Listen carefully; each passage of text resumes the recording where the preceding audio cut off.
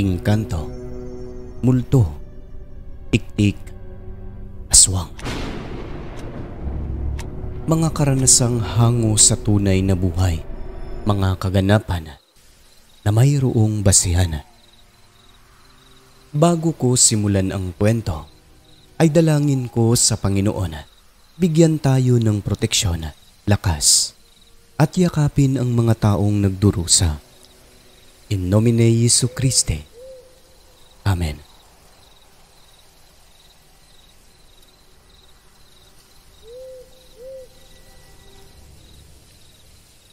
Magandang araw o gabi po sa inyo, Sir Alex. Ako po ulit si Angel at ang ibabahagi ko naman po ngayon ay kwento ng aking nanay tungkol sa kanyang tatay o lolo po namin na itago na lang natin bilang si Lolo Damian. Karanasan po ni Lolo at tungkol din po sa nangyari sa kanyang matalik na kaibigang si Didoy. Hindi ko po kayo pipilitin na maniwala sa kwentong ito, basta base lang po ito sa naging karanasan ng aking lolo at natatandaan ko pa noong ako'y maliit pa na nagkukwento siya tungkol sa mga aswang. Sa tulong na rin ng aking nanay, nabuo po ang kwentong ito na matutunghayan ninyo ngayon dito lamang sa channel ni Sir Alex.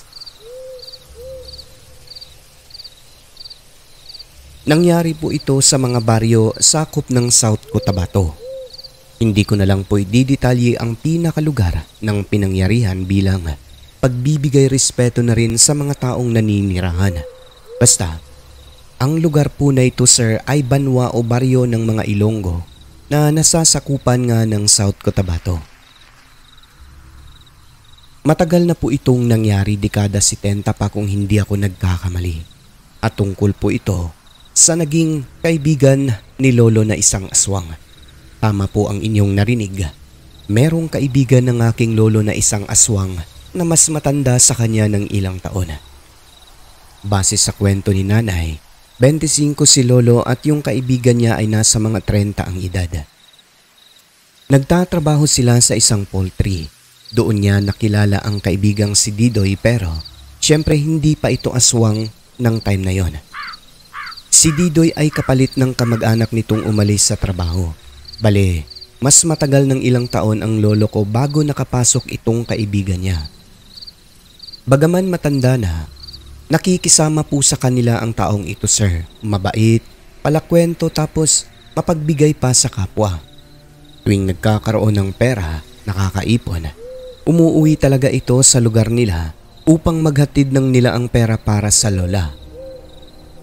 Katunayan, nakapasyal na si Lolo Damian sa lugar ng kaibigan. Na-meet niya ang lola nito, sir, na mabait din daw. Nakakalungkot lang dahil dalawa na lang silang naninirahan sa bahay bunsod ng matagal nang namayapa ang lolo ni Damian noon. Idagdag mo pang distansya ang mga kabahayan ng mga kamag-anak nila roon. Kaya talaga namang nakakalungkot din. Ngunit ang lola ni Didoy kahit matanda na ito, sa kabila ng edad ay malakas pa ang pangangatawan kaya okay lang na mag-isa habang nasa trabaho si Damian. Katunayan, nagpapalakol pa raw ng mga kahoy na panggatong. Malayong malayo sa ibang matanda na hirap nang gumalaw kahit na pareho lang ang edad. Lumaki si Didoy sa lolo at lola sapagkat ang nanay nito ay nakipagsapalaran sa ibang lugar. Kaso hindi na bumalik. At nalaman na lang bandang huli na meron ng ibang pamilya. Hindi niya rin po nakilala ang ama buhat ng nasa tiyan pa lang ay iniwan na. Kung baga, hindi pinanagutan ng tatay kung kaya laking lolo at lola ang kaibigan ni lolo. At yun na nga po, madako tayo sa lugar kung saan sila nagtatrabaho.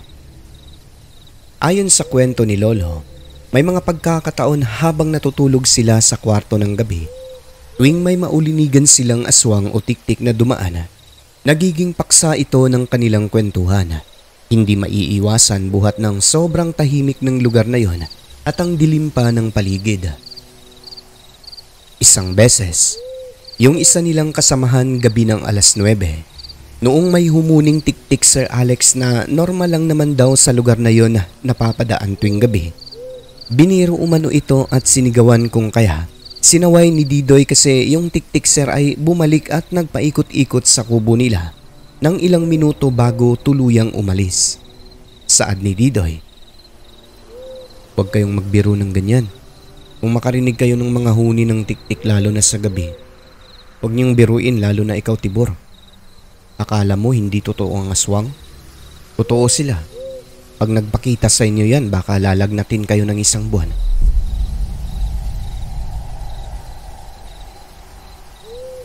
At dahil kuya nila si Dadoy sir ay nakinig naman po ang mga ito.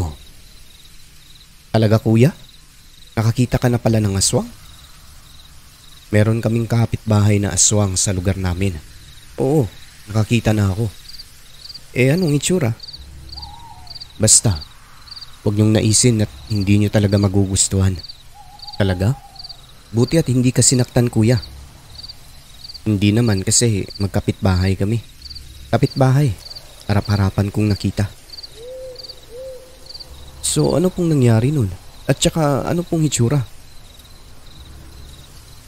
"Galing kasi ako sa palikuran namin mga alas 11 ng gabi. Sumama ang tiyan ko, pabalik-balik sa CR. Paglabas ko, ayun, nakatuwad sa harap ko." "Anong ginawa mo?" "Wala. Iniwasan ko lang tapos ayun, pumasok na sa loob ng bahay namin." "Di ka man lang natakot?" Nandyan pa rin naman yan pero kasi nga magkapitbahay kami. Magkakilala, di masasanay ka na lang talaga."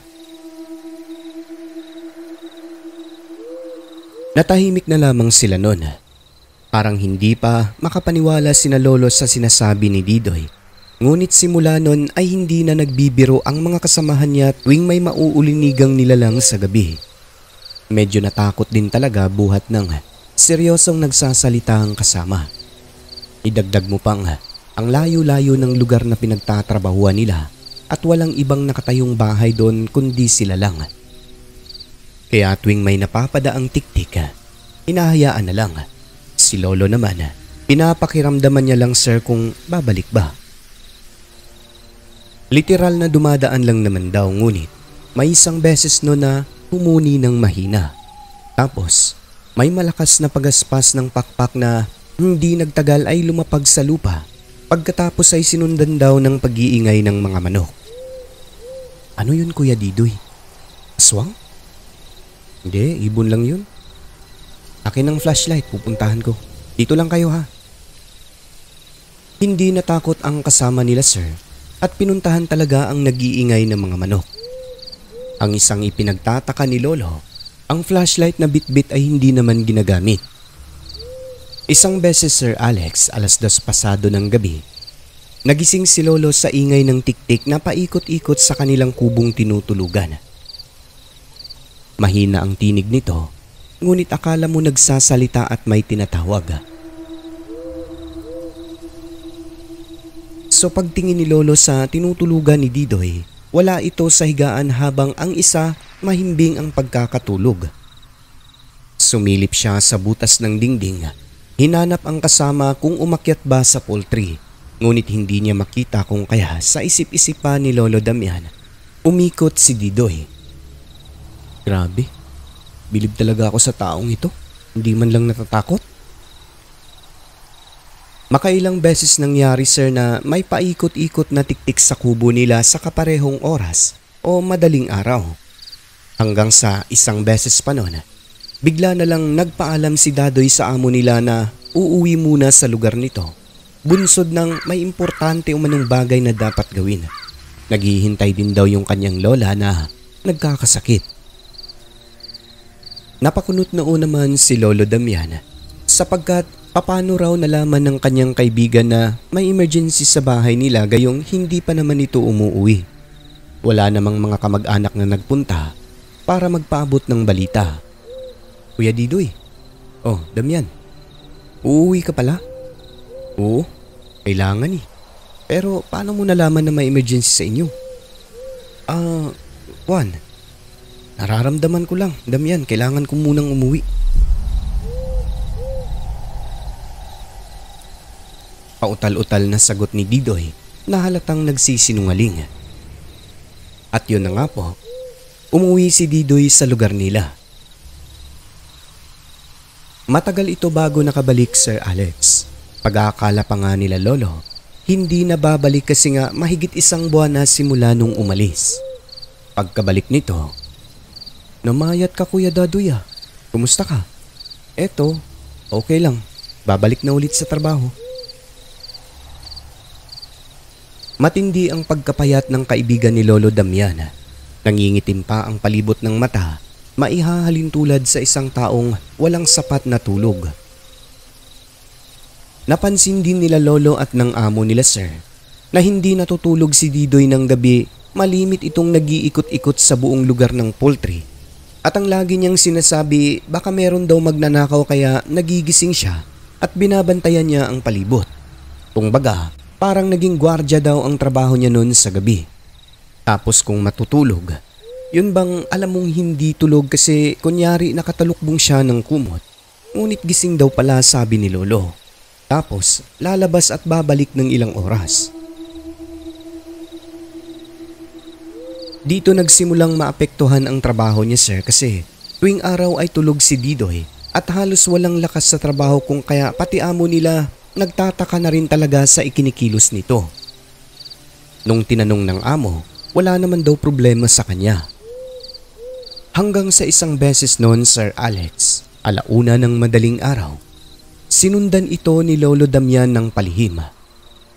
Nadatnan niya po itong nakaupo sa may likod ng palikuran na parang may iniisip na problema kasi pinagputol-putol nito ang mga halaman at damo.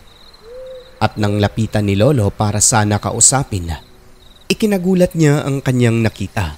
Ganon din si Didoy, nagulat sa biglaang pagdating ni Lolo.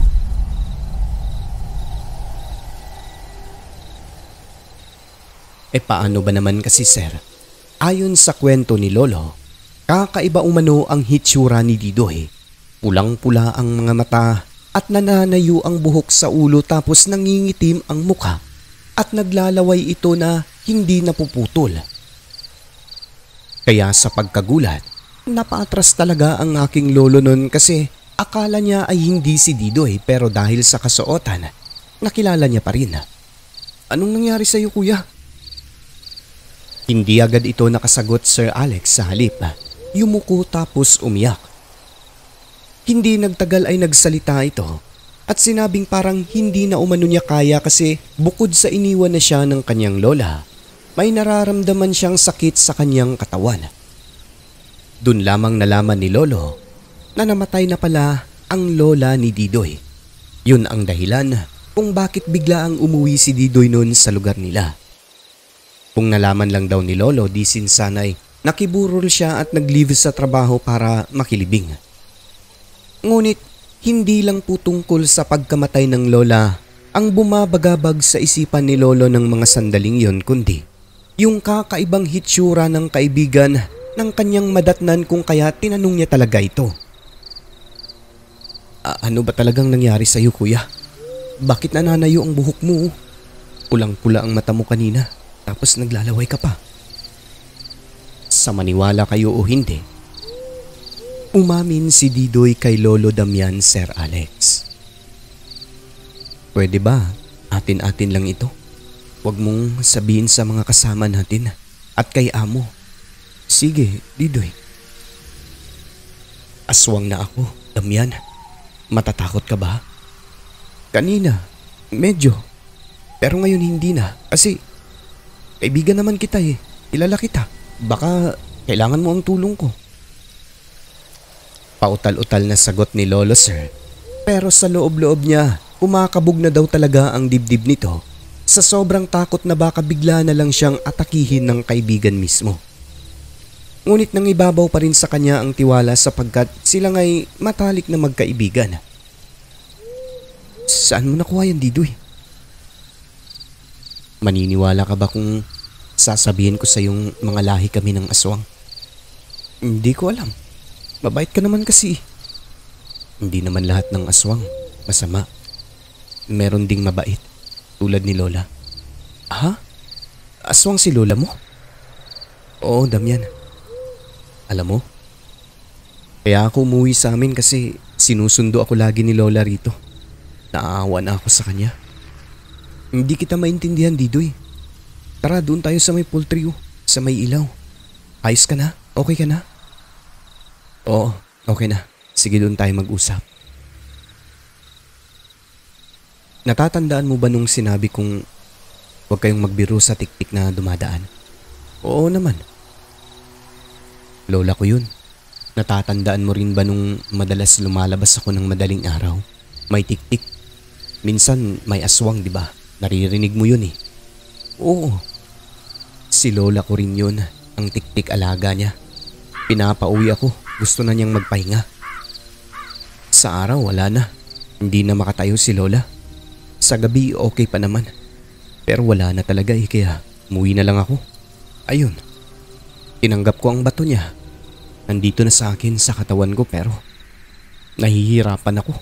Naawa ako sa lola ko, Damian. Pero sa sitwasyon kong ito, mukhang hindi na ako magtatagal sa trabaho. Uuwi na lang ako sa amin. Kung saan makakabuti sa'yo, Didoy, edi gawin mo. Salamat, Damian. Tunay kang ang kaibigan. Sana itong nalaman mo ngayon atin-atin na lang. Maaari ba? Makakaasa ka, Dadoy. Aalis na ako bukas ng hapon. Hindi ko na kaya talaga. Magpapahinga na lang muna ako. O sige, ikaw bahala.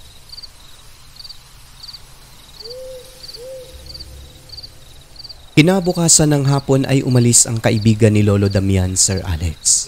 Halos hindi siya makapaniwala na ang kaibigan niyang ito ay isa ng ganap na aswang. Di man kapani-paniwala sa iba, ngunit nasilay talaga ni Lolo Damian ng harap-harapan at umamin pa. Nasabi na lamang ni Lolo, mabuti na lang daw noong mga panahong nagpupunta sila sa bahay ng kaibigan ay hindi siya ginawang pagkain sa lugar na yon o hindi hinawaan sapagkat aswang pala ang lola ni Didoy. Tapos lahi umano sila ng mga aswang. Ganun pa man, iba umano sila dahil ayon sa kwento ay mababait na uri ng aswang. At yun na nga po. Makalipas ang ilang linggo, wala pang isang buwan simula nung lumisan si Didoy. Nagulantang na lamang sina Lolo sa balitang nakarating sa kanila, sir, mula sa bibig ng dati nilang kasamahan na kamag-anak ni Didoy. Dahil bigla umano itong namatay at kasalukuyang nakaburol sa bahay nito. Nagkasakit daw ng malubha tapos nadatnan na lamang ng mga kamag-anak na wala ng buhay. Nagbilin pang araw ito at sinabing kung mamamatay siya, iparating daw kay Lolo Damian kaya hayon. Nagpunta talaga ang mga kamag-anak niya para ipaalam o ipaabot kay Lolo ang sinapit nito. Kung baga, parang alam na ni Didoy na mamamatay siya. Ang mga sumunod na nangyari sa kwento, sir, ay magugulat kayo. Kasama ang dalawang kaibigan, nagtungo sina Lolo sa bahay nila Didoy upang makiramay sa huling burol. At masilay man lang ang mukha nito kahit sa huling pagkakataon. So pagdating doon, sir, may mga kamag-anak na nakikipagkwentuhan sa kanila. Sabi pa ng mga ito, matutuwa raw ang kaluluwa ni Didoy dahil nakarating sina Lolo bago ang araw ng libing. Kung minsan nga naman, kung hindi nakakamatay ay nakakagulat din talaga ang maling akala. Payat na payat daw si Didoy nang masilay nila Lolo sa kabaong. Nangingitim ang mata na masasabi mong sakit talaga ang ikinamatay.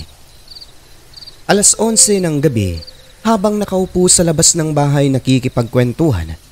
Una, ayon sa kwento ng aking Lolo Damian, Sir Alex, kumurap-kurap daw ng ilang beses ang mga ilaw tapos nag-brown out. Ang nakakapagtaka lang, pati yung mga kandila sa may kabaong, sir, ay namatay lahat kung kaya sobrang dilim talaga ng buong bahay.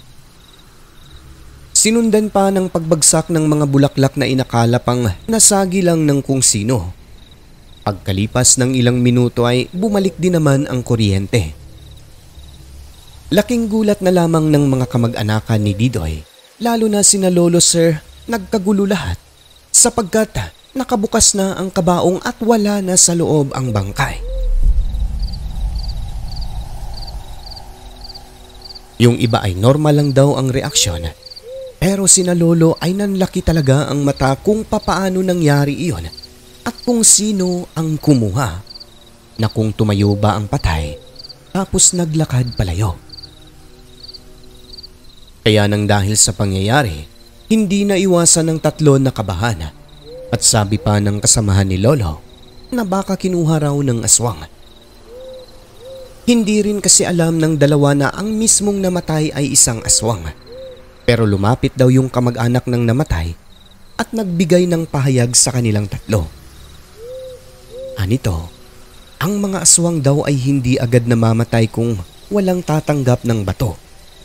Nagulat ang dalawa habang si Lolo ay kalma lang. Nakinig kasi alam niyang aswang ang kaibigang na mayapa. Pero yung dalawang kasama ni Lolo Sir, nanginginig daw ang mga tuhod sa takot na baka puro aswang ang mga taong kahalubilo nila sa lugar. Kaya sinabihan silang kumalma sapagkat hindi lahat ng tao roon ay aswang. Meron bang aswang na nagdadasal sa burol, di ba? Ang known lang daw na aswang sa lugar na yon ay yung nanay ni Didoy tapos siya na tumanggap sa binhi nito. At saad pa ng kamag-anak ng namatay, si Didoy ay nagkasakit daw simula nung tinanggap nito ang pagkaaswang ng ina hanggang sa natagpuan na lamang nila na hindi na humihinga. Nadeklar na ng patay kaso ayun bigla na lang nabuhay. Ganon daw talaga pahayag pa ng kamag-anak ni Didoy. Kasi nga isa itong aswang na hindi na ipasa ang bato. Nang dahil sa pangyayari na yun sir, pati yung mga nagdadasal ay talaga namang nagulantang. Ang resulta, napurnada ang huling lamay. Sino pang paglalamayan doon wala na ang patay. Kaya umuwi na lang din sina Lolo noon at bumalik na sa trabaho.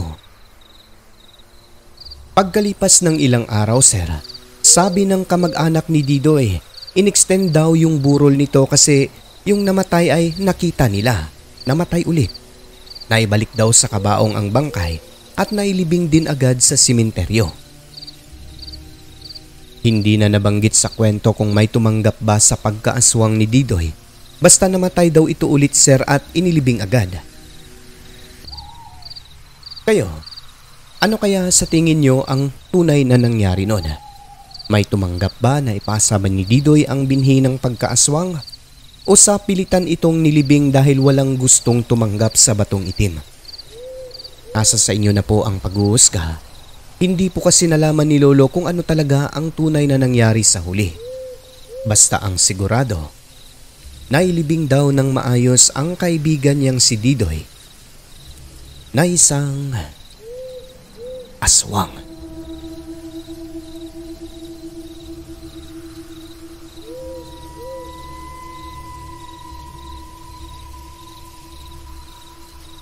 At dito na po magtatapos ang kwento ng aking Lolo Damiana. Hanggang sa muli po mga kaibigan. Angel ng Mindanao.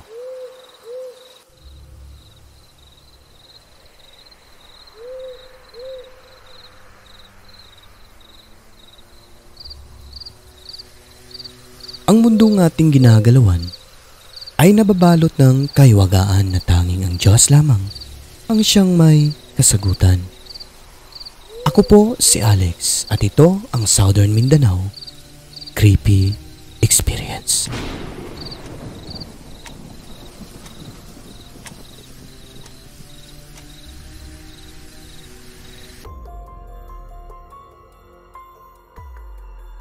At ngayon ay madako naman po tayo sa ating membership shoutouts mga kaibigan. Binabati ko unang-una si Rose Kim, 11 months member na. Thank you ma'am. Kay Rancid Horror Stories, ayan, thank you sir sa suporta. Kay Mike na 26 months member na. Kay Susana Dorn, ayan, thank you po ma'am. Kay Samantha Cruz. Kay Cheng Channel na 10 months member na. At syempre kay Madam Liam. Kay Darlene Kabatuan, 44 months member na. Kay Ramonita Berdugo na magwa 1 month. Kay Elsie Diacosta na 41 months member na, no? Rosary Jayaranti, 2 months. Kay Story Hikes of Totski, 29 months member na. Esmeralda Jucares, 7 months. Kay Jeffrey Bunyad, 18 months member na. Jonizel Alviola, 20 months. Kay Jim Semilia, 24 months member na. Luis Almido na 20 months. Last but not the least, kay Madam Christine Olzon na 44 months member na, no? And maraming salamat po sa inyong lahat sa walang sawang suporta dito po sa ating munting programa. Ang Diyos na lamang po ang bahalang magbalik sa inyong mga kabutihang loob mga kaibigan ko, no? Kaya ulit taos puso po ang inyong narrator na nagpapasalamat sa inyong lahat. At syempre sa mga commentators natin last update, binabati ko unang-una Jimwell Joshua Magdaong, ayan, kaya Ramonita Verdugo, kaya Merly Capili, ayan, sabi niya, mag-request ka rin ng listener magpadala. Yes ma'am, nagpapadala yan sila sa akin kaso di ko mabigyang pansin araw-araw gawa ng marami po tayong ginagawa. Binabati rin po natin si Kagi Tumaob, si Hedge Gadian, kaya Jopi Alejandro, ayan, JP pala, kaya Arlene Kulsbeza, Leslie, kaya Jonathan Barba, kay Gloria Abanador, kay Anika Mishka, Samantha Cruz, Rancid Horror Stories, kay Hazel Fiesta, German Marasigan, Filipina Palsario, kay Heidi Gregorio, kay Christy Harm, and last but not the least kay Kagi, no? So binabati rin po natin yung mga commentators natin sa SMCE compilation. Huwag kalimutan mag-subscribe din po kayo sa channel na yon mga kaibigan dahil doon natin i-upload ang mga mahahabang kwento or yung mga compilation nga po. So yun lang. At sa lahat ng mga silent listeners ay welcome po kayo sa ating channel. Pumasok na po kayo at i-hit ang subscribe button. Siyempre, huwag kalimutan ang notification bell upang updated kayo sa mga bago at nakakasabik nating mga kwento. Muli mga kaibigan, maraming salamat po sa inyong lahat. Huwag kalimutang tumawag sa taas. I love you.